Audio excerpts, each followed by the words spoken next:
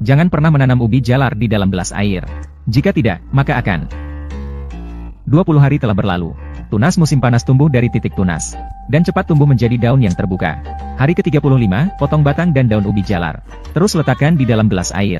Daun batang yang menyerap air. Dalam beberapa hari, akar halus berwarna tumbuh. Sekitar 50 hari kemudian. Kemudian pindahkan ke pot yang lebih besar. Selanjutnya adalah saat pertunjukan batang dan daun ubi jalar yang kecil ini. Kamu bisa menebak dulu. Akhirnya, apakah masih bisa tumbuh ubi jalar? Lebih dari 50 hari. Daun yang ditanam dalam air sebelumnya semua layu dan mati.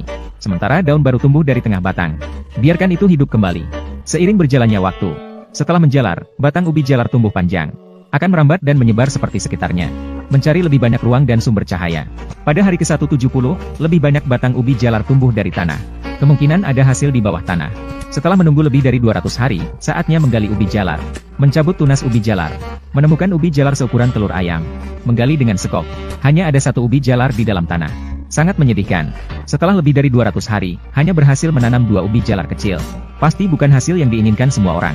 Kita bisa langsung memotong beberapa tunas ubi jalar di kebun Pak Wang sebelah. Potong beberapa tunas ubi jalar untuk ditanam.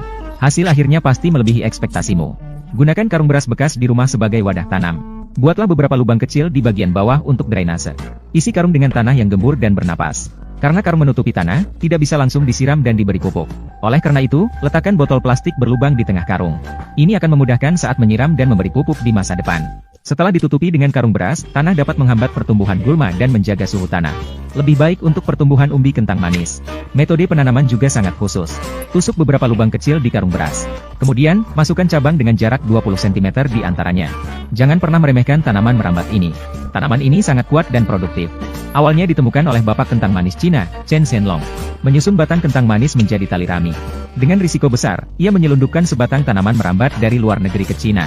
Hal ini menyelamatkan jutaan nyawa saat masa kelaparan yang sulit. Menyelamatkan nyawa ratusan juta orang. Setelah penanaman selesai, kita hanya perlu menunggu pertumbuhannya. Proses penanaman ini. Semua proses penanaman ini direkam di aplikasi Zuan. Baru-baru ini saya menemukan. Ponsel bekas di Zuan cukup menguntungkan. Saya memiliki ponsel bekas iPhone 14 ini. Lebih murah sekitar 2.000 dari harga baru. Zuan adalah platform resmi untuk memeriksa ponsel bekas. Setiap ponsel telah melalui pemeriksaan menyeluruh. Lebih dapat diandalkan daripada yang bekas biasa. Dan pengiriman juga berjalan normal selama perayaan Tahun Baru Imlek. Setelah dibeli, dapat dicoba selama 7 hari pertama.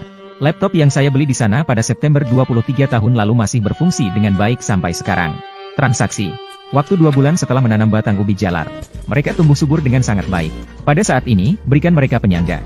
Tarik batang ubi jalar ke penyangga. Ini akan meningkatkan sirkulasi udara dan cahaya bagi tanaman. Setelah 4 bulan, daun batang ubi jalar mulai menguning. Saat itu, batang ubi jalar dapat dipangkas dan mulai dipanen. Setelah terkena angin dan sinar matahari, karung beras sudah teroksidasi. Dapat dengan mudah dibuka dengan sedikit menggali tanah. Sudah ditemukan satu ubi jalar yang tumbuh dengan baik, dan akar menyebar di dalam tanah. Ini menunjukkan bahwa tidak hanya ada satu batang saja. Membuka semuanya, kecuali beberapa yang ukurannya agak kecil. Ini adalah panen yang melimpah.